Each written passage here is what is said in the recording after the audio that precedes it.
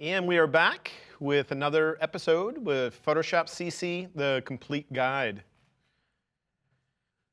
We're in week 4, so we're really getting close to the end here. And today, well, tomorrow's our last day. We're one day away from wrapping it up. I know, we've been together for almost a whole month. Oh, they're getting teary in the audience here. Today, we're going to cover actions and automation. So if there's something we need to do all the time, or something we don't want to have to remember the steps for, or something similar to that, we're going to learn how to do it in Photoshop. So let's head over to Photoshop.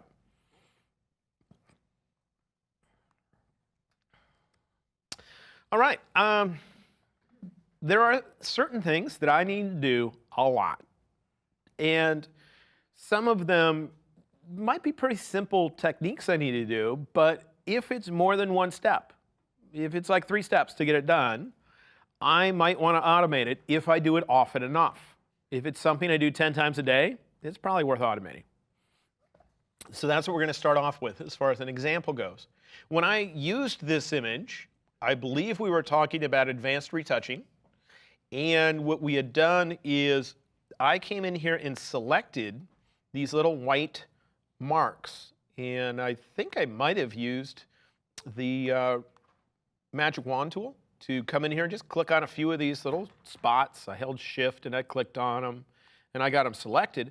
And then to get rid of them, I needed to go to the select menu and choose modify, and there was a choice called expand at some point and do other things. Well, there was one thing I attempted to do that didn't work. I don't know if you recall it or not. Let me get to the point where I was at. I had selected all these. I went to the select menu. I chose similar to have it find similar areas within the image. There it did. Then I came over here and chose expand. I expanded by about 2 pixels. And right here is when it started to become hard for me. And here's what I wanted to do, and it wouldn't let me. I created a brand new empty layer. I wanted to go over here and choose fill and tell it to use the content aware setting. When I did, it almost always says this if I'm working on an empty layer. And I was like, okay, fine, you're going to make me do more work. So I was like, I know I can get the end result I want, but I'm going to have to do a couple steps right now to get there. And here's what I did. I duplicated the layer that contained the original. I attempted to do what I was trying to do in the first place, again, by going to the Edit menu and choosing Fill. And when I was done, I did something as simple as going to the Select menu and choosing Inverse and hitting Delete. I don't know if you recall that or not, but I want to automate that process. So here I'm just testing it first to make sure I remember the process. Now I'll hit Delete. And once I've done that, over here in my Layers palette was the actual result that I was looking for in the first place. But I hate that every time I try to use that feature where I go to the Edit menu and I choose Fill, I use the Content Aware setting that it doesn't want to work on an empty layer. And every time I have to duplicate the layer and go through this process, I curse. It's like I'm just saying, Adobe, why don't you, make this work? And so I make it work by using the features that are built into Photoshop. So let's see what I'm going to end up doing. We're going to record an action to make it easier. So the only steps that I don't mind, or that I do mind doing here, is creating a new layer, trying to use the feature, and realizing it doesn't work.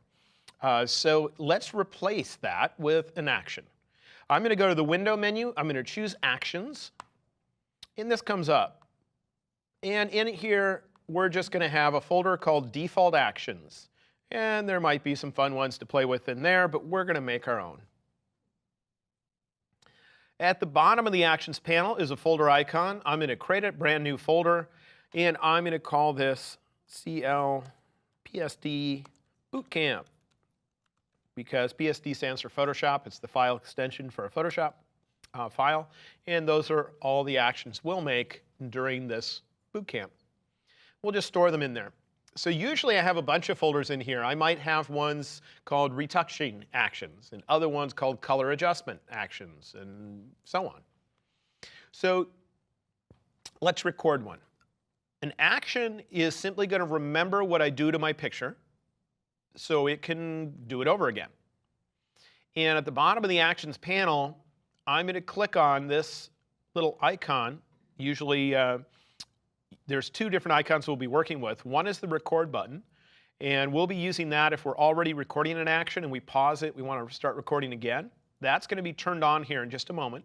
But to actually get it started, we're going to click this icon because we need to give our action a name.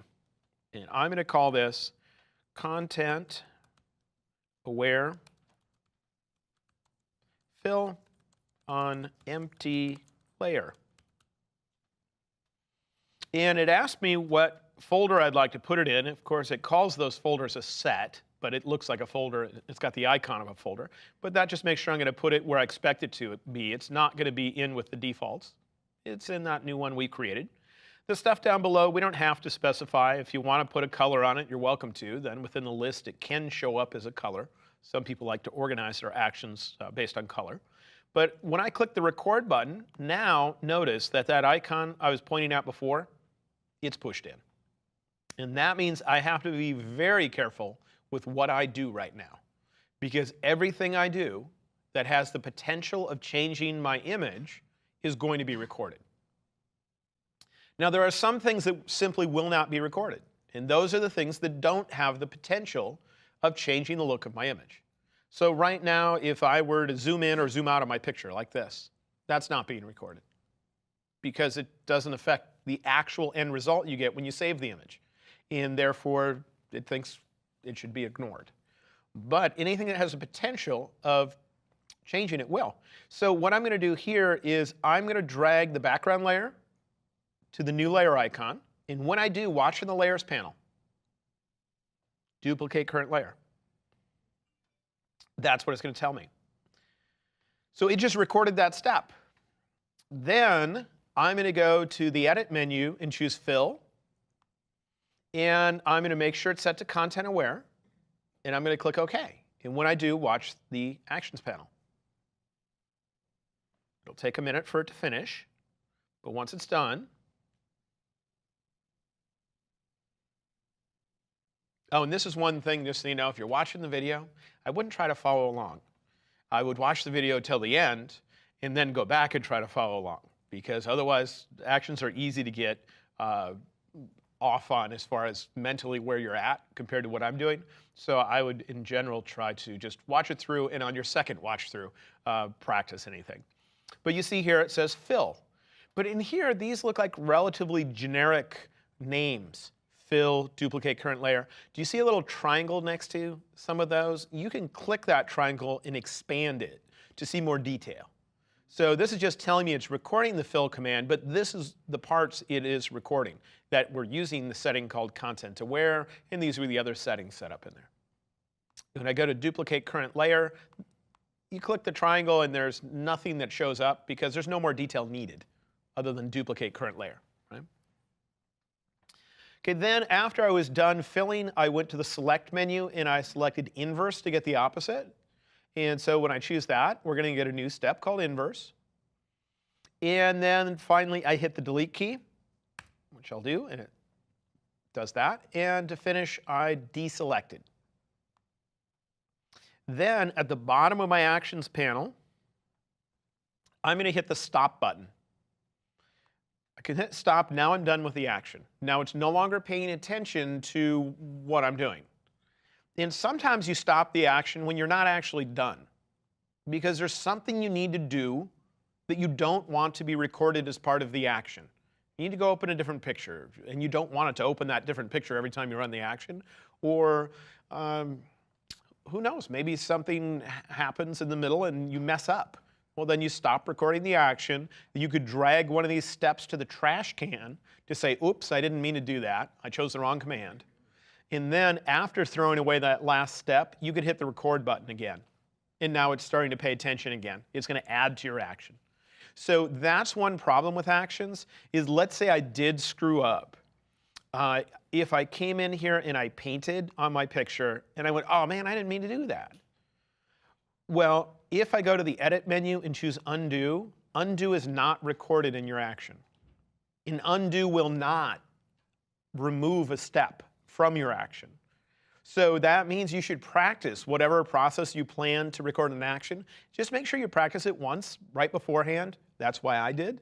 So you remember the steps and you're not kind of experimenting while you're recording it. Because if you mess up, you'll have to hit the stop button to say stop recording what I'm doing. You'll have to grab that last step that you messed up on and drag it to the trash so it's no longer part of that action. Then you'll hit the record button again to continue on. And I really wish that I've been begging Adobe for for over a decade, that when I choose undo, just put a step in my action called undo. But for some reason, they've chosen not to do that. And so it makes it so actions are more difficult to create than they should be. But I'm done with this action, so I'm going to hit the stop button. So now the next thing that I would do is test my action. Now, I'm going to use multiple undos to go back to whatever point I was at before I made my action. If you're not familiar with how to get multiple undos, when you go to the Edit menu, you have the standard undo. It only allows you to go back one step. And if you type it again, it simply reapplies what you've done. But if you use this one, it lets you go back multiple steps. All it does is it's the equivalent to opening a panel called the History panel and going back one step at a time. But it's the normal undo keyboard shortcut with the Option key added, or Alt in Windows. So to go back multiple steps, I'll do Option Command Z, and I'm going to go back until before that was filled in. Now I'm going to test my action to make sure it works, because who knows, maybe it messed up, or on occasion there'll be some weird feature in Photoshop where action just ignores the feature. It could be that at the time they added a feature, the person that's responsible for working on actions just didn't get in there and so, oh, we had this new feature I wasn't aware of, so he didn't incorporate its ability to be recorded, or there could be a technical reason why it's too difficult for it to be recorded as an action. So you got to watch the Actions panel as you create your action and just make sure that whatever you did that was important showed up in the action, and when you're done, you test it. So let's test it. I'm going to click on the name of our action, which is right here. And once you have your action, you can collapse it down with a little triangle to the left. That will collapse to not show the steps, or expand to show them. And I just click on the name, and at the bottom of my Actions panel, I have a play button. So I'm going to click the play button, and let's see if it works.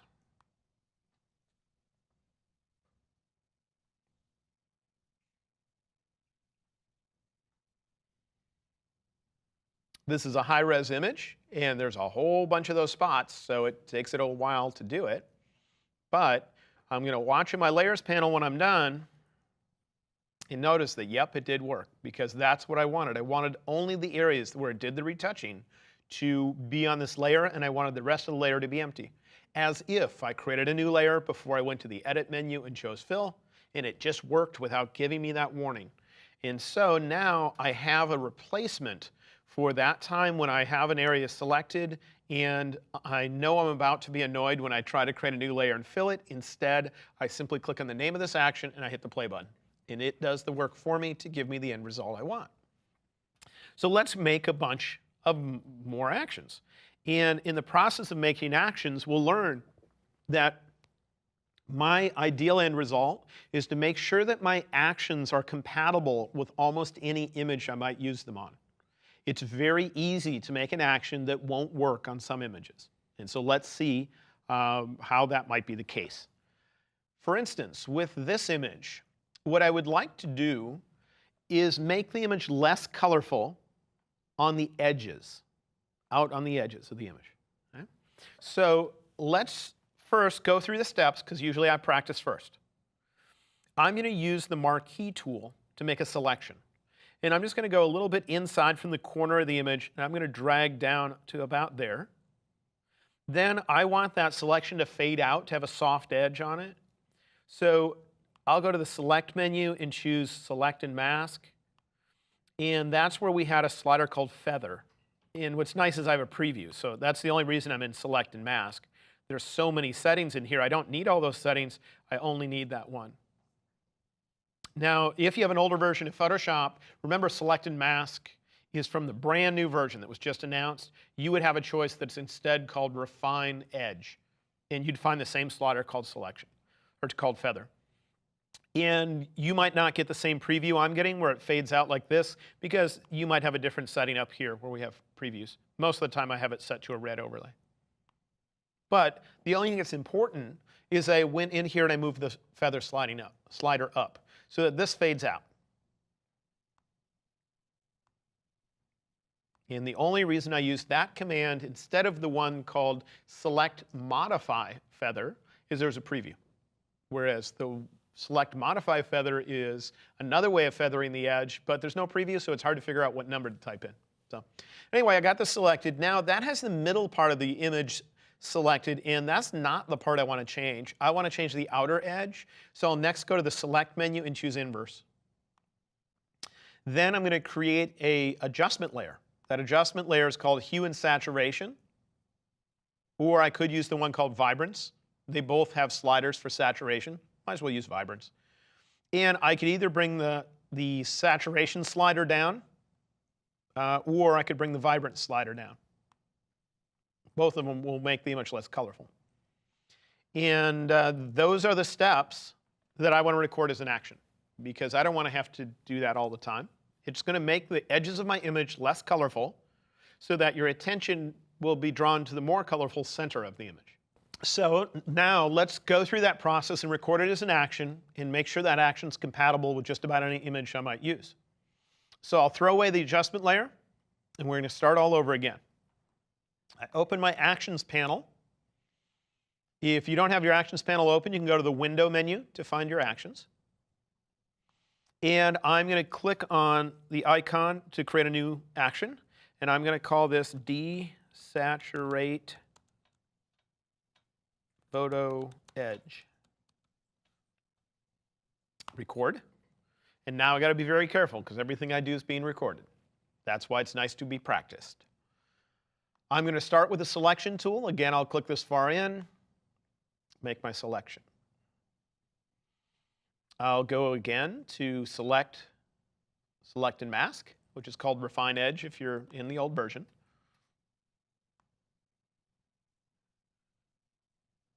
Click OK. Then I'm going to select Inverse. I'll then make my adjustment layer. I'm doing the exact same process. And actually, before I used, what was it, Vibrance? Here I happen, just out of habit, go to hue and saturation. And this is where if I messed up, that I might need to hit the stop button at the bottom of the action and throw that away. But in this case, it doesn't really matter because we do have a saturation slider, and it works just fine for what I want. I'll bring it down a good amount. Then when I'm done, that's all I want. Maybe I want to change the name of this layer because I might not know why it's there after being recorded. So I'll double click on its name and I'll just call this Desaturate Edges. Okay. Now let's go back to our actions and I'm going to hit the stop button. And let's inspect our action and see if there's anything we see within it that might make it not compatible with other pictures. First step is called Set Selection, which means make a selection. And if I expand it, ooh, I see something wrong in there. What if later on I open a document that is 30 inches wide and 30 inches tall? This is going to make a selection where the bottom right edge is like almost about 6 inches down and 9 inches to the right. So if I end up working with a larger picture later on, this is not going to make a selection that is centered on the middle of the picture. It's going to make a selection of the same size in inches as we used before. And you see how that would be an issue? What if I have an image that's only 4 inches wide when I apply it? It can't make a selection that big. It'll make a selection. It just will go all the way over to the edge of my picture. So I need to do something there. And so what I'm going to do is replace that first step. So what I'll do is I'll click up there on the first step, and this is where I'm going to need to modify things. So what I'll do is this. I'm going to make my rulers visible. because my rulers is one place where if I move my mouse on top of my ruler and I press the right mouse button, which is control clicking if you have only one button on a Mac, I can change my measurement system that's currently being used. And let's see if there's anything in here that might make it more universally applicable. So if I set that to %, then I can hide my rulers. And now I'm going to hit now I'm right at the top, the first step of my action. And I'm going to hit the record button. There was some glitches going on with yours. Oh, so it might have problems with the video? No, because we used this machine before. I think it's the dongle. We're gonna. We already swapped that once. Yeah, I think it's Oh. getting moved. It should be. What do you want to do? Yep. What are you going to swap it or? No, I'm gonna give a little strain relief. Okay. So when I start back up, Yeah, do you want to take a step back? Is that I just got to remember what the heck I was doing. I'll do it from when I show my rulers. I'll show my rulers, change the measurement system, and then turn them back off, and therefore they can find that. Did you guys hear that? So this used, what was this at? Inches, wasn't it? Cool, that should be good. Sorry. Yeah, no problem. Taking one step back to measurement. What's that? Rulers is good. Okay, rulers. All right. You can start whenever you're ready. Okay, so now let's show our rulers, because our rulers is one place where we can choose what measurement system Photoshop is using for our images. And if you go to the ruler with your mouse and you press the right mouse button, which is, if you're on a Mac, the same as control clicking. You hold down the control key and click your mouse if you only have one mouse button. And if you look within this list, do you see anything that might help us? Well, all the choices in here would mess us up except for that one, percentages. I'll set it to %, then I'll turn my rulers back off because I didn't really need to see them. I just needed to change that setting. You can also change it in your preferences if you were to go in there. And then I've clicked on the step I want to replace. I'm going to hit the record button to say record starting right here, not at the end of my action. If the last step in my action was selected, it would start right after that. But since I've clicked right here, I hope when I hit record that it's going to start recording right there. Then I'm going to use my marquee tool, and it doesn't matter which corner of your screen you start at. I'll start in the lower right just because I can more easily see it. And then I'll drag up like this and let go. Then right afterwards, I'll hit the stop button because we only wanted to record one step. And now let's inspect how that step was recorded to see if it will help us. Yeah, that's going to do it, isn't it? Because now even if I have a 30-inch wide image, it can still make a selection where the top is 10% of the way down the image and where the bottom edge is 90% of the way down, and so on. So that's a much better thing. So now I'll take this top setting and I'll drag it down here to the trash can to get rid of it. Okay? The other thing I could have done if I happen to not want to get rid of it is the checkboxes over here. It means should that step be ignored or not. And if you turn off any of the checkboxes, the checkbox next to the action's name turns red to indicate, to warn you, to say not all the steps are going to be applied. That's the only thing that means. But why keep that step in there? Because then a month later, I'll come in here and go, well, what's that for? Why is that turned off? You know, and I won't remember why. All right, so it's set the selection, and now we got that to be compatible with other images. Let's look at our other steps just to see if there's any other clues. Select and mask. This is just writing down, if you look, everything's 0 in general except for the feather setting. Now, the problem there is if I have a really small document, one that's 2 inches wide, feathering it 225 pixels, that might be an awful lot for a very small image. And if I have an image that's 60 inches wide, feathering that much compared to the entire image might be a small amount. Does that make sense? So it might be that when this step comes up, I can't set this to %. It's stuck at pixels. There's no other choice. But I do have an option. And that is when this comes up, I could click right here in this little empty spot. And what that means is when I get to this spot, actually show me the screen that was used at that stage. So instead of just using the setting that was there, sure, it'll type in that setting, but I'll be in the select and mask screen so I can move it and change it.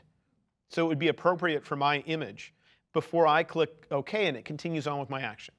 Make sense? That's what that means. And if you ever turn that on, then the name of your action will be up here, and to the left of it, it will show you this, and that means that at least one step within your action is going to ask you for settings. It's going to bring up a screen. And I don't know for certain, but I think the dash in the middle means that not all of the steps. If the dash wasn't there, it would mean every step will ask you. I think that's the case. So we'll do that. Inverse should work fine, because that means select the opposite. Make adjustment layer.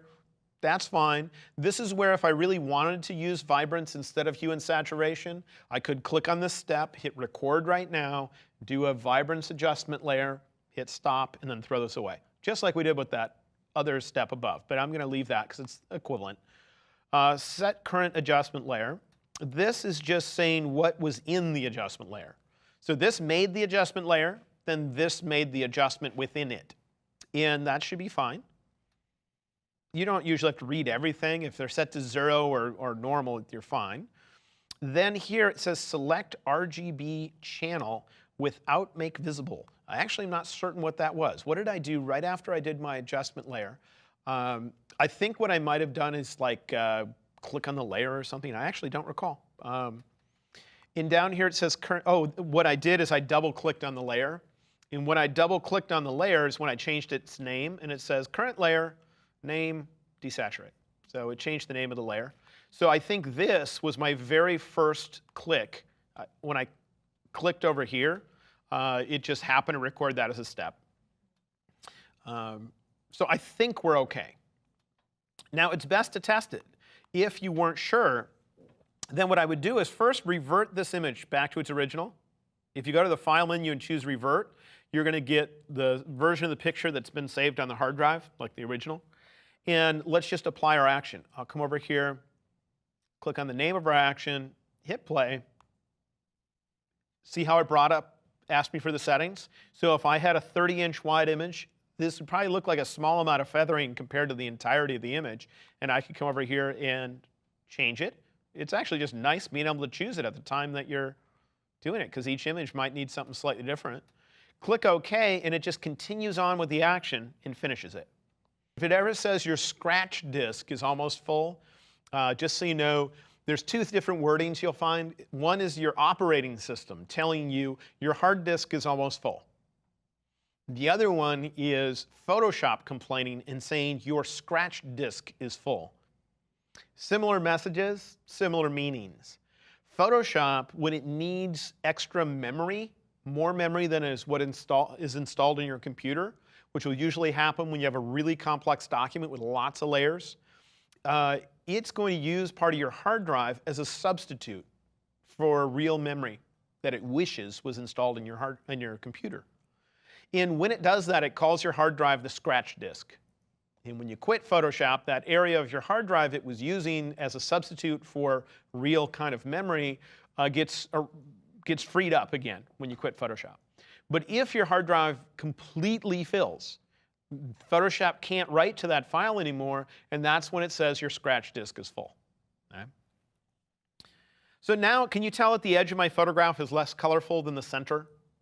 I can see up here where the sky is, it looks a little bit more grayish. So it did work. If I turn off this adjustment layer before and after, so we have another successful action. So we're starting to learn a little bit that you can make an action that doesn't work for every picture, because if you don't think through it in depth and kind of look at each step to make sure it works, it can mess things up. So let's see how else we can mess things up. I don't know if you recall or not, but I had this image open a while ago in our series of lessons. And when I had it open, I ended up using a technique where we separated the detail from the color. And it was a technique where I really don't want to remember the steps to it, because I don't enjoy the steps at all. And so I would much rather record it as an action. So let's do it. Create a brand new action, same way we did before. Remember this icon right there. This time I'm going to call it detail from color, whatever. Click record. Now it's paying attention to what I do. Now you notice I didn't practice ahead of time? I should have practiced. Every time before I record an action, I practice, because if you mess up in the middle of the action, the undo command's not recorded, so you've got to stop, delete things, and it's harder to think about. But we'll see if I can remember how to do it. Okay? What I ended up doing is I duplicated the layer. And if I want to keep, sometimes I like keeping the original underneath. So I have the part that separates the detail from the color, and then I have the original. Just sometimes I like that. So if that's the case, when I duplicate this layer, I actually want 2 duplicates for a total of 3 showing up there. So I'm going to type Command J twice. Then I'm going to double click on the top layer, and I'm going to call it Detail. I'm going to then double click on the middle layer and call it Color. I'm then going to unlock the background just so I can change its name. And double click. I could have just double clicked because you don't need to do both. And I'm just going to call this Original Image. Okay. The act of double clicking would have unlocked it, so that was an extra step. Then I'm going to click on the layer called Color. And that's the one I'm going to blur. So blur her, Gaussian blur. Now I'm already anticipating, because I know that the amount of blurring would most likely need to be different depending on the picture. If I had a low resolution, tiny picture versus a huge high res picture. And so I'm already anticipating that I'm going to be turning on the little icon, the little square area that says ask me for settings. Click OK. Then I need to click on the top layer, and I'm going to choose Image, Apply Image. In here, I needed to set this to tell it to compare the color layer. I needed to do it in subtract mode. I needed a offset of 128 to end up with 100, to end up with gray, and to make it so it's the right amount, I needed 2. Yes, I actually remembered that junk. I don't want to store that in my head. I really don't want that stored in my head. I'd rather have it stored in the Actions panel. But then I changed this, and I think it was linear light, I hope. To be honest, I don't go through this process manually. I use an action. So there we have it. I finally might want to just turn off the eyeball in the original just so I don't think it's needed for the end result. I'm going to hit stop. Now let's see if there's anything that might mess this up or anything I'd want to modify. Well, I already think of one thing I want to modify, which is the amount of blurring would need to vary depending on the picture. So I look within my action, and I'm looking for the blurring. You see it right there? Gaussian blur. And I can turn on that little icon. It was you just click in this little rectangular, little square area to put it in there, and that means asking for the settings when you get here. Now, it will start with this setting. That will always be in there every time I run the action. And if I find that that number was always, like the first time I recorded the action, the number was way too high.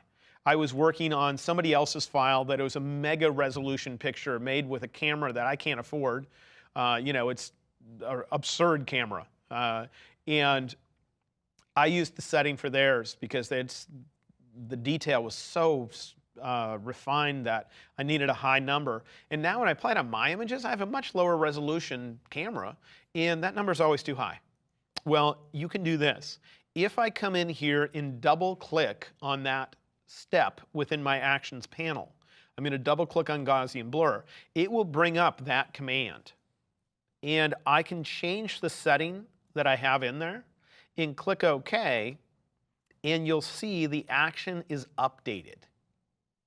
But that's only true for steps that actually had windows that came up asking you for settings. If, on the other hand, whatever it is you did didn't have a window come up, then you can't double click on it to change it. Like when I made a selection.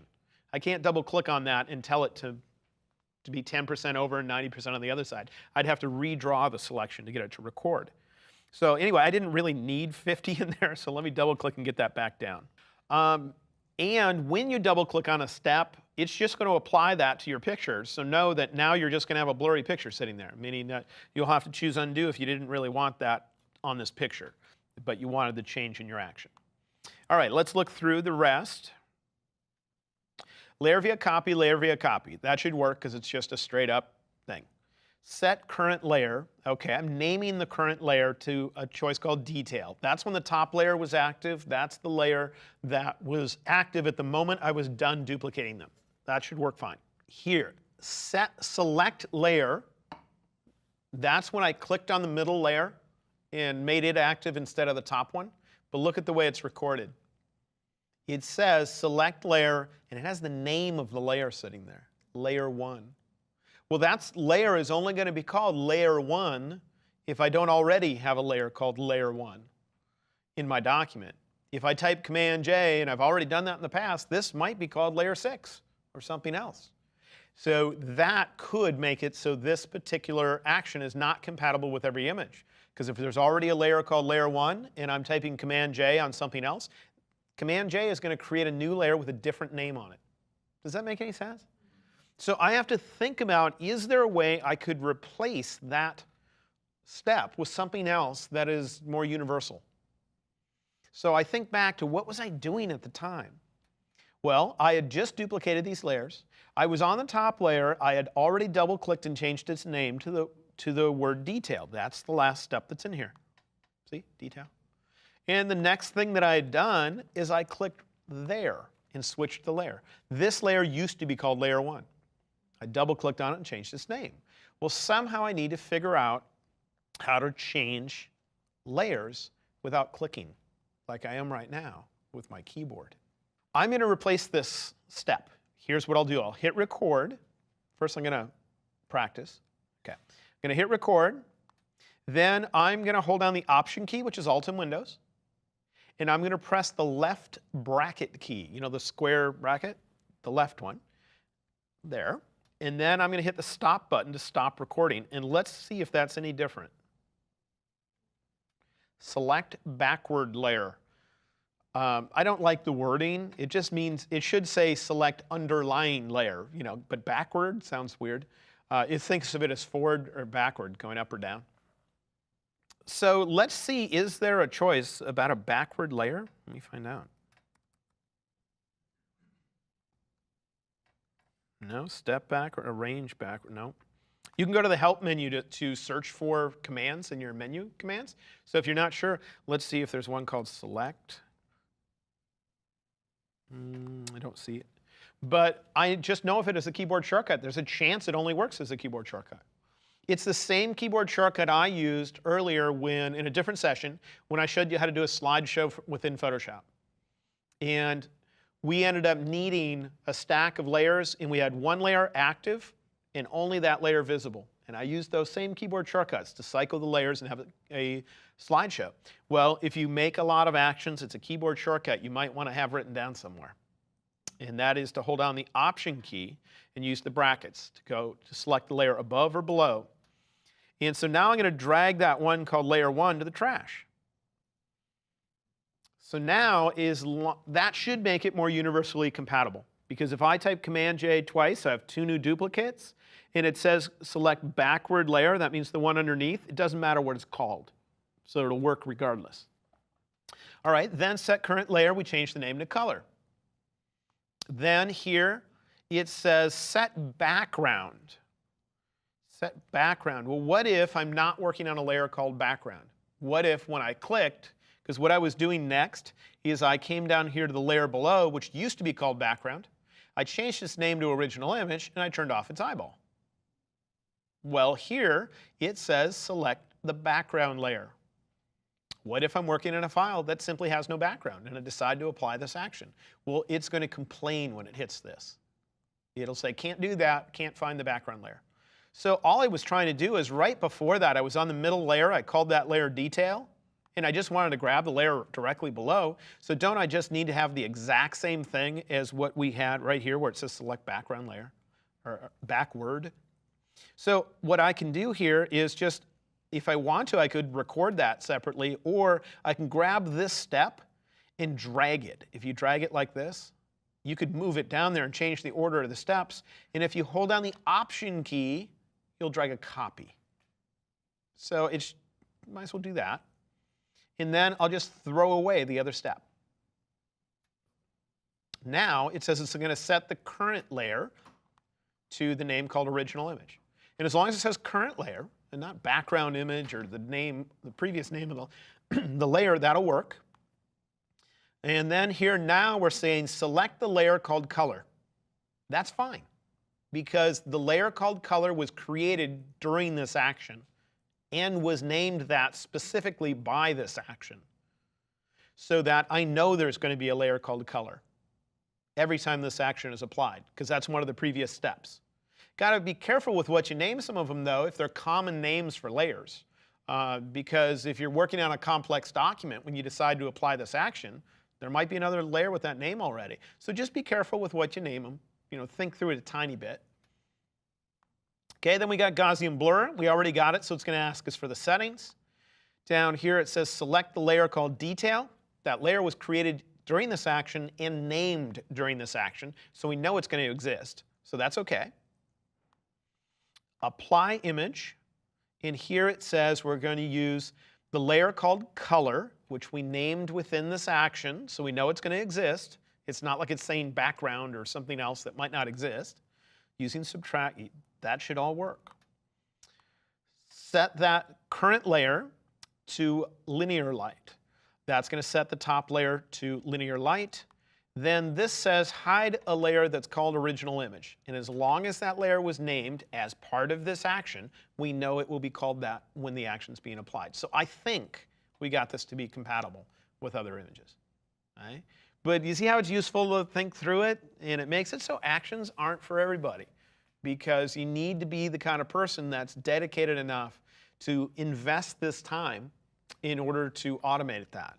And that's why I include a bunch of actions with this class if you purchase it, is if you are not the kind of person that feels like going through all this technical stuff and thinking through every little instance of how this might mess something up, I'll do it for you.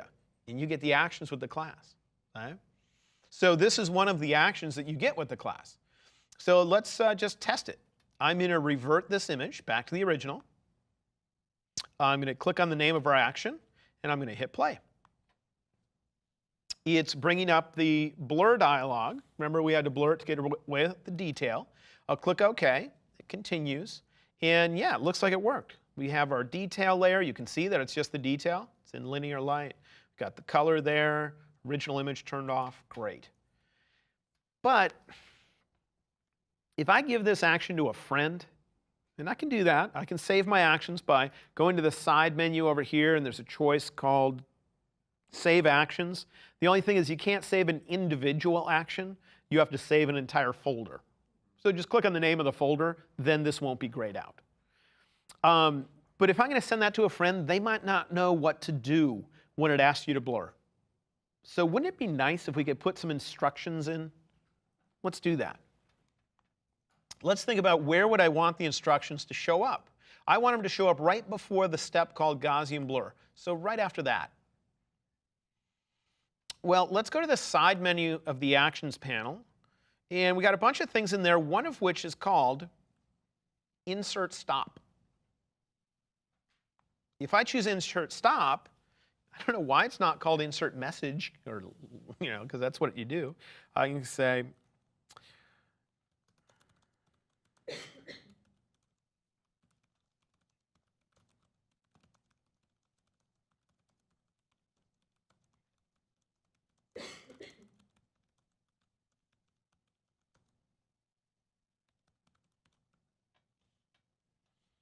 and then down here there's a choice called Allow Continue. Most of the time you'll have that turned on, so the moment they click OK in the blur dialog box, the action just keeps going. But if what you needed them to do was a multi-step process, then you end up having that turned off. Let's say what you needed to do is have them open a picture of a texture and resize it to a certain size. And then you could continue this action. So then you'd have allow continue turned off. And in the message, you would say, open the texture you want to apply. When you're done, and then scale it down to this size or whatever. Then what they would do is hit the play button at the bottom of the actions panel when they're done doing that multi-step process. But allow continue, if it's just one step, will allow it to automatically continue afterwards. All right, so let's test our action again. Let's go here and revert. I'll click the name of the action. And just so you know, when I did that insert stop, I made sure I had already clicked on whatever step is the last step that should happen before the message shows up. I made sure I was at the right point in my action. I'm going to hit play. See how it's telling me exactly what's going on. And if this was a multi-step process, I could hit stop, go do that multi-step process, and then hit play again to continue the action. But I'm just going to hit continue. This comes up so I can adjust my setting to whatever I'd like. I click OK, and the action just continues. That's really convenient, isn't it? And that's why when you purchase the glass and you got some actions and you hit play, on occasion, it pops up and asks you to do certain things. But now what if somebody else gave you this action and you ended up using it 20 times a day? Would you really want it to tell you what to do all 20 times? You'd be like, no, I know what to do. I use this thing all the time. So that's one instance when you would either click on the word stop and drag it to the trash to get rid of that step, or just in case you want to give this action to a friend in the future, why not just turn off the checkbox? Or let me see if I can just do this. I might be able to just turn that off, and that might make it skip it. Because if I turn off the checkbox, this turns red up here. Not that it matters, but it would warn me that one of the steps is being skipped. But anyway, that would say skip this step. So I could do that, and if I know I'm going to give this action to a friend in the future, I just come in here and turn that back on right before I save it out and give it to them. All right, so we got 3 actions so far. Takes a bit of time, though, to work through actions, doesn't it? Now, we need to think about other ways that things can get messed up and also other ways to automate things beyond actions. One thing that can be useful is with default settings, I think Photoshop remembers 20 steps that you do. What if your action's really complicated and it does more than 20 steps? I have many of them that do more than 20 steps. Sometimes it's just applying a filter over and over in different ways. Like there's a filter, for instance. Here, I'll make an action. I'm going to call this tone contour. I don't know if I'll spell anything right, because whenever I'm in front of a group, my spelling and math skills go to 0, just so you know. And it's really kind of weird, because they're not usually that bad. I'm recording an action right here. What I'm going to do, and in fact, I forgot to set this image up. Do you see we still have our old layers? I wanted to act as if we started from the beginning. So this is one of those instances where I'd hit stop and say, oops, I forgot to do this before I got started. Then I'd hit record to say, OK, start paying attention again. So I'm just doing that. With this action, what I want to do is type Command J, and then I'm going to run a filter that is called, if I can find it, it's called Trace Contour. And I use it so, I don't use it very often, so it's one of those things you'd have to search for to find. That's when on a Mac. I don't know if this works on Windows, because I think it's built into the Mac.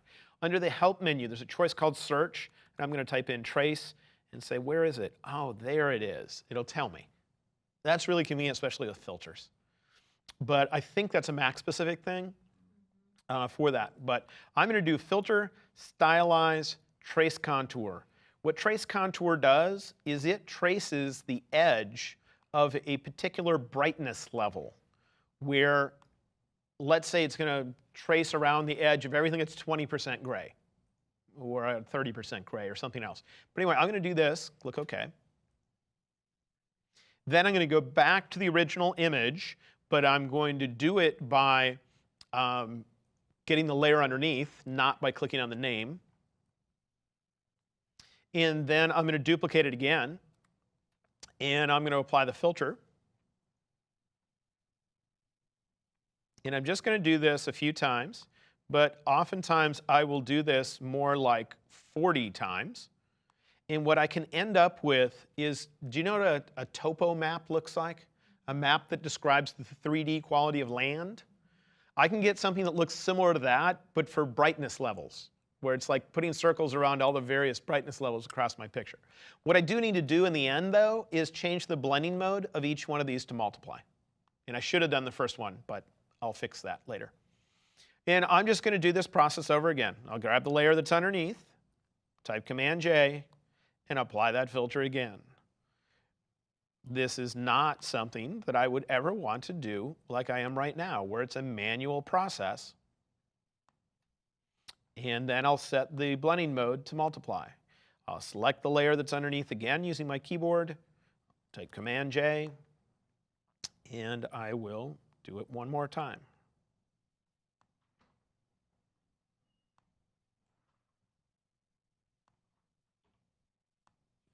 And then I'll set it to multiply. Now, when I created this action, I went through a bunch of steps. And I actually messed up at one point, and that is the topmost layer should be in multiply mode, and it's not. So I'm going to first stop my action and look at here and see how I can fix my mistake. Well, here is a step called set current layer to multiply. So that's the step I wish I would have done when the first layer was done, the very first time. So I looked through at the beginning, we copied it, we ran trace contour, and right there I wish I would have set it to multiply mode. So what do? I take this step, I hold Option to move a copy, and I drag it right up there. All right? And so if that were to actually happen while I was recording this, this would have been set to multiply. And here would be my end result. It looks kind of weird, doesn't it? Now, do you notice that when it traced around the contours of the various brightness levels within this image, it's found all the detail that was in there. So you see how detailed that is? And do you know how with a topo map of land, isn't it usually pretty darn smooth? But if it was real, really accurate, it would be complicated. They smooth it out, so it's really smooth to begin with. So what I think I want to do is modify this action, because here I went through it, but I'm thinking I want a better looking end result. So let's see if I can figure out how.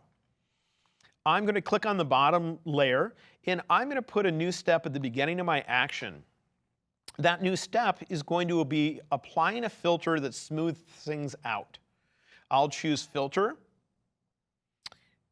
Let's see, I want to find one called Median, right there. I could just use Gaussian blur as well.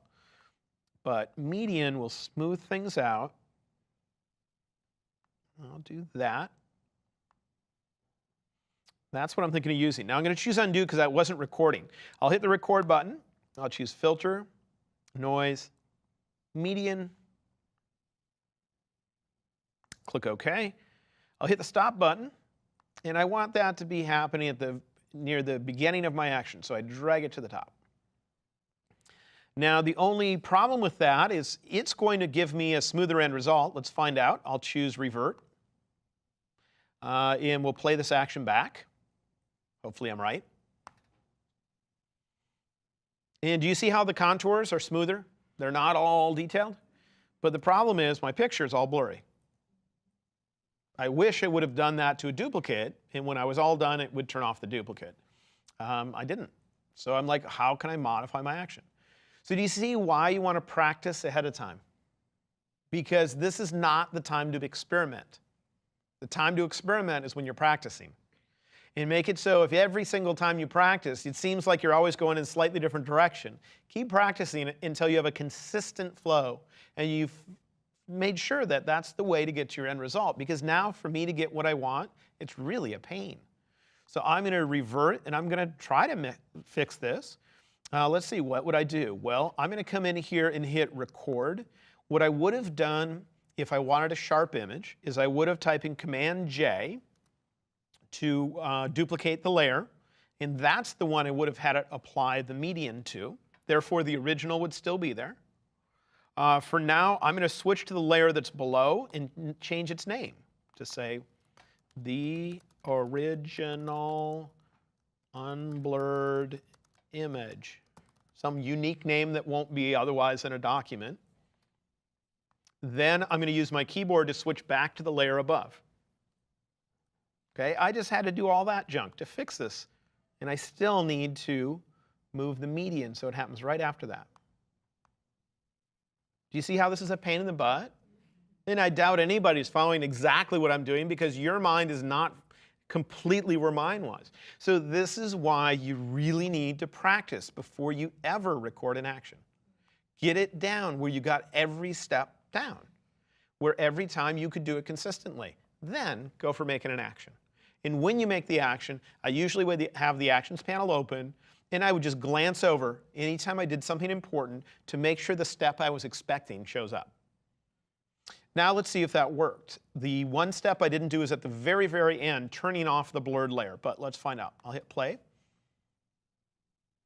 So we got it, and you notice that we have our blurry picture, but I have the original unblurred image over here. So all I need to do is throw that layer away, and we'd be good. So at the very end of my action, I'll hit record. I'll choose the layer below, and I will delete it. One last test. Hit play. Now I just have the original image underneath, not the blurred one because it's part of my action. And now I have all those lines. And the only thing I might do is make it so that the lines are black and white instead of color, but they're kind of fun color. And if I had more steps in my action, meaning I applied the filter more times, I would also have lines in here and in here. But that's a process where I would never enjoy doing the process manually. There's a lot of steps to do it, where you have to duplicate the layer, you have to run it, the filter, and do that over and over again. This is the kind of process I go through when I need to participate in something that doesn't give me my full engagement. I'm listening to an audiobook, or I don't know if an audiobook's quite the right example. If it's because there you do have somewhat pay attention. I'm watching television with family and they decide to put on that show that I'm like, whatever, I'll sit and watch, but I'm not really engaged in. I'm messing with this and watching the TV a little bit, messing with this, watching the TV. And it makes it much easier to deal with this because I have a mental distraction to make it so it doesn't overwhelm me at any point. But when I'm done, I have an action that makes this process so now I can apply it without thinking, which is really nice. So, but the reason why I chose to make this action is I chose to do something that had a good number of steps. To give you an example, and the problem with making an action like this is Photoshop remembers a total of, I think the default is 20 steps that it does. So if you use the keyboard shortcut that I used earlier to get multiple undos, you can go back 20 steps. What if this action has 25 steps? That means that if you accidentally click on the wrong action and hit play, and it has more than 20 steps, you can't get back beyond that without going to the File menu and choosing Revert. What that means is if I hadn't saved my document yet, and I've been doing stuff to it, and I'm like, oh, I just need to apply an action. No big deal. I click on that action, I hit play, and suddenly it does 25 steps, and suddenly I can't get to what it looked like right before the action. I wish I would have just saved my document before that, but I hadn't. I have other steps, and I cannot undo that action. That would not be a nice thing, would it? So what I can do in my actions is when I get one that has a lot of steps like this one does, is at the very beginning of that action, what I would do, and we can add it right now, is I would go to the window menu and I would choose History. History usually lists all the steps you've done to your image. And it, I believe by default, remembers 20 steps. You can change how many steps it remembers in your preferences. I think it might be in the category called Performance, or at least it used to be. They might have moved it by now. And it's called History States. So if you want to look for it in your preferences, history states means how many undos do you get. So what I might want to do here is at the very beginning of my action, I'm going to hit the record button to add something. And at the bottom of my history panel is a little picture of a camera. And clicking that creates what's called a snapshot. A snapshot means remember what my picture looks like right now, so I can get back to it, including all the layers, just like what we have right now. And then I'm going to hit the stop button to stop recording and just make sure that I have that at the very beginning. So that now, if I apply an action, let's revert this, that has that many steps, I hit play, the first step went in there and made a snapshot so that I know that if I need to get back, clicking right here on this word in the history panel, that gets me to what it looked like before the action. And I would do that for any action that has more than 20 steps for sure. And why not do it for other actions that have more than about 5 steps, because that's when you might stop remembering how many steps. I don't know how many steps I need to go back. You don't know if an action has 20 steps or only 2 when you apply it. So it can be nice to create that snapshot at the beginning of a complex action. There's some cool stuff we can do that are mainly for more advanced folks. I want to briefly mention it, but not get too deep because I don't want your head to explode. But actions usually just record what you do so you can play it back. You can now, in the newer versions of Photoshop, more recent ones, have it make some decisions, like investigate your picture and do something if a certain condition is in there. So let's take a look at that. I'm just going to add to the end of this action to do it, so I'll hit the record button. But actually, I don't think I need the record button. I just do it from the side menu. I'll go to the side menu, the Actions panel, and there's a choice called Insert Conditional. That means like insert a question, where the answer sends it in different directions. So if I insert conditional, here is the conditions I can have it look at. Let me see if I can get the whole list on your screen. There we go. So I can have it do something different if the document is a square compared to a rectangle. I can go over here and say if it's in a certain mode, like grayscale mode. Let's say the action makes your picture look orange. Well, if your image is in grayscale mode, it's not going to work, because in grayscale mode you can only have shades of gray. So I might come in here and say if the mode is set to grayscale, then do this, and otherwise continue on with my action. Make sense? Other things, if the document has layers, I could have the first step say flatten image, or say turn into a smart object, or say something else. If the layer is called background, do something, do something different than if it's not, that kind of stuff. But if you were to choose one of these, let's say I'm going to do an action that adds color to an image. Why don't we do that?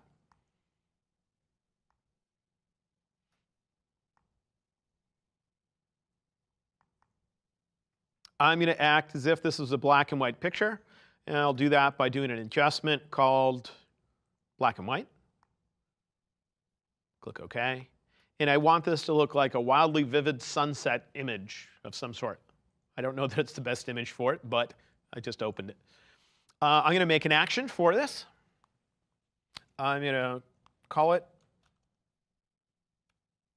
fake sunset. Hit record. And all this action is going to do is an adjustment layer. The adjustment layer is called gradient map. Gradient map means replace the brightness levels that are in my picture with colors, so that whatever used to be black becomes the shade that's on the left. Whatever used to be white becomes the color on the right. Whatever used to be 50% gray becomes this. And you can click here to go through all these presets. The main problem with it is it can change the brightness of your picture in undesirable ways. So I'm going to change the blending mode over here in my layers panel to a choice called color. So it can't change the brightness of my picture. It can only change the color. And so now I can come in here and try all sorts of things, and the brightness of the image is not changing, if at all possible. Does that make sense? If it's in color mode, it can only change the color. And let's just say that's the one I like. You can customize the colors by clicking on this bar, and you can put whatever colors you want in there. So anyway, that's all my action is. Now, first, let's see, did it record every single change I made in there, or did it just record the end result? Good, it only recorded 3 steps, which is make the adjustment layer, change the blending mode of it, and then change the settings for that adjustment layer. That's cool. But now let's see if I can break it. I'll hit the stop button. I'm going to revert my image, and let's say that I opened a picture that really needed it because it was already black and white, and I tried to apply it.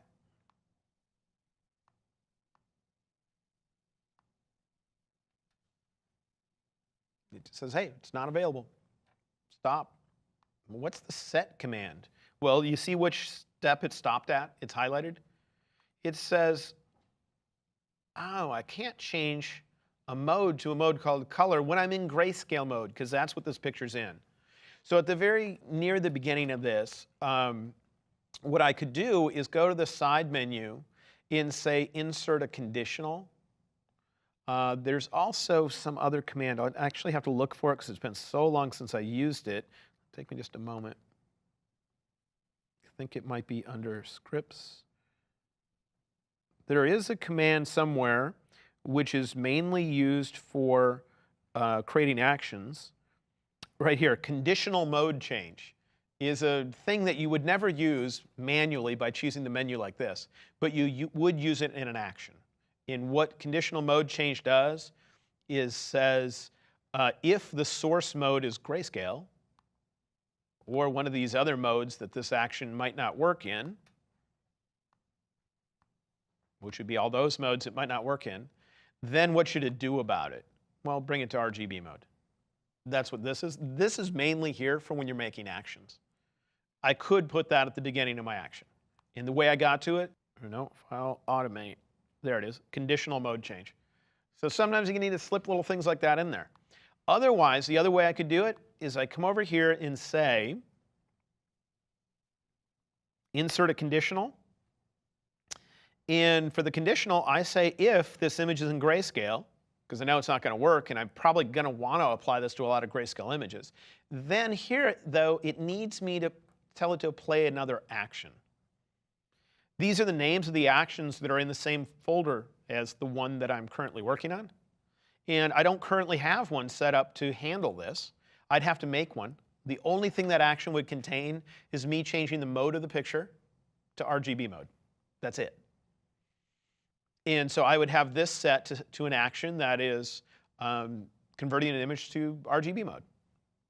It says else, meaning if it doesn't meet this criteria, do nothing, which means continue on your action.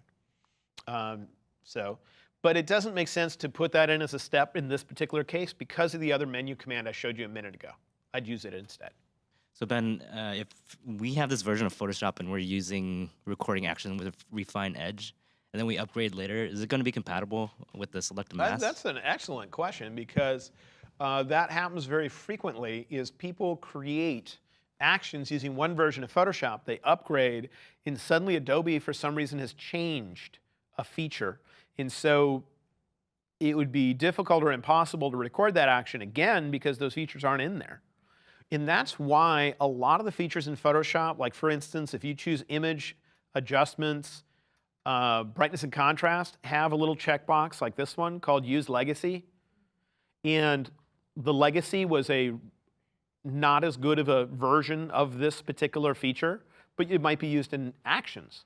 And I believe it would automatically use that feature if it noticed an action that tried to use the old version. And so I'm not absolutely certain with this exact feature, the one called Select and Mask, You were asking about Refine Edge, which is the old version of this. But usually Adobe tries to think through that. And oftentimes they make it so your actions don't break when you upgrade. They'll make it so behind the scenes, it might still have the Refine Edge feature hidden in Photoshop, but they hid the menu command. But if an action calls for it, it can still use it. Does that make sense? And so I'm not certain with that particular feature. I'd have to test it. But for a lot of features, there's some code built into Photoshop that no longer needs to be there because you can't get to the feature anymore manually. But just in case you had an action, it would still work because they thought through it. But they don't always think through it. Sometimes they're in a hurry to get the features out, or the person who works on actions never showed up at the meeting that would go, hey, wait a minute, you just took out that feature. You know what that's going to do? And that's why we have so many features in Photoshop that they rarely ever remove, even though they're really outdated, old and crusty features that just don't make sense anymore, because so many people have actions that might need to access them. And so a lot of people will say, please remove this feature, it clutters my menu. And a lot of other people would say, please keep that feature. I have 15 actions that rely on it. And it's been, a year and a half since I've played with actions, so I'll have to get comfortable with them again to figure out how to change the actions to make it compatible with something new. So you'll have to test it. I don't know specifically for Refine Edge versus the newer Select and Mask, but in general, they try to think through that. So there's a lot of actions that you might think would get broken that don't. That's all I can say about that. I wish I had a more definitive answer. So now let's stop making actions and let's just start using actions and see how we can change the way we use them too. Got into the actions panel here, and right now we see it as a list. We see the little folders, and we can expand to look at the steps, collapse. Well, that's real useful when we are creating actions. So we can see what were the steps, and we can modify them and do all that stuff. But once we're completely done making the actions, we don't need to see the steps anymore. So if I go to the side menu of the Actions panel, there's a choice called Button Mode. And that can change the way your actions look, so that now they're just buttons. And so if I wanted to do the same thing here where I separated detail from color, I didn't have to click on the name of an action and then hit play. It was a single click on the button of that name. And now it went through that action.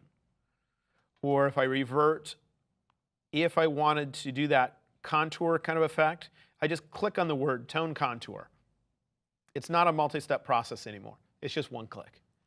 And this is where you see the colors that can be assigned to your actions when you create them. And if I go back where I get out of button mode, it's just on the side menu, top choice. If you double click on one of your actions, you can change the name, and you can rename your actions, because some of them you'll find the name is too long to fit on the button. So double click to change the name. And when you double click, if you double click not on the name, because that's to change the name, but to the right of the name where it's empty, you get the options for the name. And right there, you can assign a color. And that's the color that'll show up when you're in button mode. So you might have all the actions related to creative effects in red, all the actions related to retouching in yellow, all the actions related to painting in blue, and therefore it'd be easier to quickly look at the actions panel and see how it's kind of sorted. You can also assign a function key. The F key is at the top of your keyboard. So if you apply a action all the time, 30 times a day, assign it to one of your F keys. And also, there are certain things I mentioned that are not recorded in an action. Like, you remember when I zoomed in and zoomed out on a picture? That's not recorded. Well, certain actions, if they resize your pictures, if that's one of the steps in your action, when you're done, it might look like this when it's done, because it resized your picture to something smaller than the original, and that's the end result. Well, what if I want to include in that action a step that all it does is zoom up? Well, what I would have to do is at the end of my action, I go to the side menu, and there's a choice called Insert Menu Item. Insert Menu Item means I'm going to forcibly choose this menu item even though I wouldn't usually record it. So I'm going to just say fit on screen. And then I click OK. And now it just recorded a step that wouldn't usually be recorded. I don't need that step in this action, so I'll throw it away. But we had button mode. Let's look at some other choices that we have. I have my actions made now, and now I have somewhere, well, right here, a folder of a bunch of images I want to apply them to. This could be 1,000 pictures. I'm not going to do it to that many, but here I'm going to select 4 images. I want to apply an action to them. So I'm going to go to the Tools menu, choose Photoshop, and choose Batch. If I choose Batch, this comes up, and up here in the upper left is where you choose which folder your action is in. Remember, we only have 2 folders. And which action you would like. It wants to know where's your source. If you choose folder, you point it to a folder where you go choose the folder. But if you choose Bridge, it means the images you currently have selected in Bridge. Should it include all the subfolders if you had them? Any other little changes? What should it do if it has an error? You know, like where it says, hey, you're in grayscale mode and you're trying to do something that doesn't work. Should it save it to a text file? Because what happens is, what if the second file was in grayscale mode and it messed up an action? You were trying to apply it to 10,000 files, and you left for the weekend hoping it was running all weekend long. And the second image is when it got an error. And you come back and you're like, oh, it didn't do everything. I was going to charge the client for that whole weekend and doing that work. Well, you want to log that to a file, right? Then you'll create a text file and would tell you the name of the file it had an error with and what the error was. So, but we'll stop for errors. Over here, destination. Where do you want it to put the files, or what do you want it to do? If it's set to none, all the files will be open in Photoshop when it's done. Okay? If I choose save and close, it would save and close it right over the original. If I choose folder, though, then I can hit the choose button and choose a folder on my hard drive, and I'll have a separate folder for the after images, and the before images will stay where they were. For me, I'll choose none because it's fine to just have these open in Photoshop. I'm only doing 4 images. And if you tell it to put it in a folder, you can have it rename them. Like just automatically rename them, similar to numbering the files or things, if you'd like to. But I'm going to just tell it to do nothing when you're done. And I'll click OK. Now it's going to open those 4 images. And look, it's already done it. Isn't that cool? And the way I got to that is I was in Bridge. I selected the images that I wanted. I chose Tools, chose Photoshop, and I chose Batch. And that's what I was in. You'll also find a choice for actions if you use something called the image processor. The image processor is designed for scaling your image to a particular size and saving it in a particular file format. So if you had a bunch of files and your client says, I need all those pictures, all 200 of them, as JPEG files, and I want them to fit an HD TV. Well, I choose image processor, and this comes up. And up here it says, where do you want to save it? And down here, what file format? Resize to fit an HD TV is 1920 by 1080. That's the resolution of a TV. So I can do that, and then down here, look at what's at the bottom. What should it do afterwards? Let's run an action. And let's, after it scales them all down, let's have it make it so they're all fake sunset. Now it's going to open every other image. It's going to scale them all down to that particular size. It's going to run that action on them, and it's going to save it as JPEG. So it's somewhat similar to the batch command. The only difference is in the batch command, you'd have to have any image resizing built into your action. Whereas here, I can tell it to do ridiculous things. I can say save as a JPEG at that size and save as a TIFF at full size. Don't resize. At the same time, both. Therefore, I could take the high-res ones and upload them to Dropbox for the client and then take the low-res JPEGs and email them and say, hey, here's what I just uploaded to Dropbox. And in their email, they have all the little low-res things. And on Dropbox, they have high-res TIFFs, that kind of thing. But down here, the main thing I wanted to mention is you can run an action. If you own Lightroom, when you go to the export screen where you can set up an export preset, you have all the settings for what file format and everything else, at the very, very, very bottom is what action do you want to apply.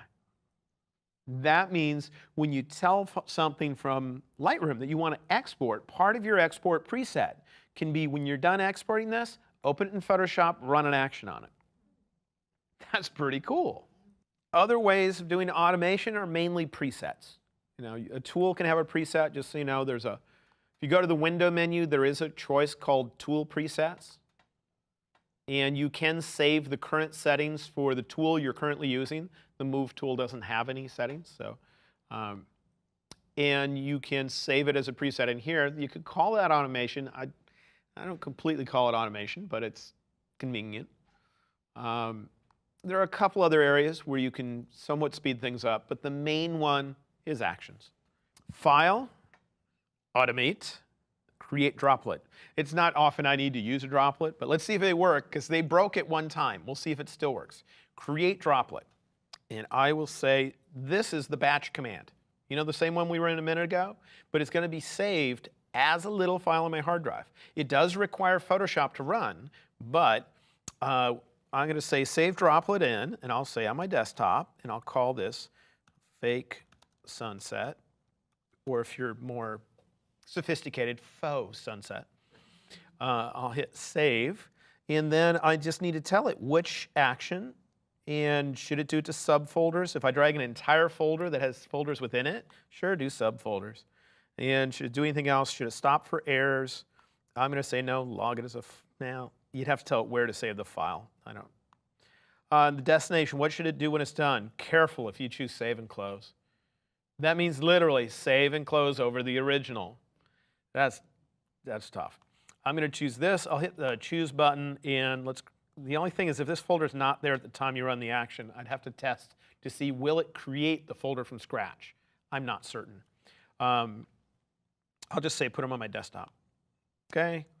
And we could have it rename them if we wanted to. I'm going to hit OK. And before I do that, I might come in here and just have it rename this so that, is there a choice called text? Where I can just type over here, -sunset, meaning that it'll have the document's name adding -sunset. Do you see this right here? Fake sunset. I'm going to go to Bridge. And I'm going to just look at the contents of this in the Finder, meaning I'm not using Photoshop, I'm not using Bridge. They don't need to be running at this exact moment in time. And I'm just going to select these images, and I'm going to drag them to this. And let's see if it works. If it works, Photoshop will be launched, and it will read the action that is stored within there, and then it will apply it. It looks like it's asking me to save them, though, so there's something I've messed up. I'd have to look in that dialog to see why it's asking for me to save them. The most common reason why is because they were JPEG files, and this just added layers to them. And layers can't be saved back into a JPEG, so it's asking me what file format to use. What I should have done in my action is the last step should have been flatten. Then it would still be compatible with JPEG, and when it saves and closes, they'd be there. Right? So now on my desktop, do you see here are those files. So what if you set up a bunch of droplets and you just had them sitting over here on the left side of your screen, and whenever the client says, I want a black and white with that certain tinting you always do, you know, that orangish look or something, you just got a droplet sitting there. And you grab all the files and say, okay, sure, I'll finish them in the next hour and a half. See ya. They leave the room, you drag it on top of the droplet and go on break as it sits there and applies all the actions to it. Right? So you can automate a bunch of stuff in really cool ways. So this has been Actions in Automation. Actions and automation gets some people excited. I see some people in here just going like, yes. And I'm guessing it's going to be about a quarter of the people watching are just going to be like, oh my God, I have a new Photoshop. I can now do so much more. It's ridiculous. You saved me so much time. And then there's going to be at least half that are just like, no way. Because I got to think through all that stuff, and it can easily not work if I get the layer's name in there and all that stuff. And that's when you might do a Google search for free Photoshop actions and see what's out there. Just know that when they're free, usually they haven't been tested as well, so they might not have tested them all different kinds of documents, so they'll break more often, that kind of stuff. So you might need to troubleshoot the actions, that kind of stuff. Or if you purchase the class, you get some actions with it. You get an action sampler pack from me where I put in some useful stuff like the ones we just created.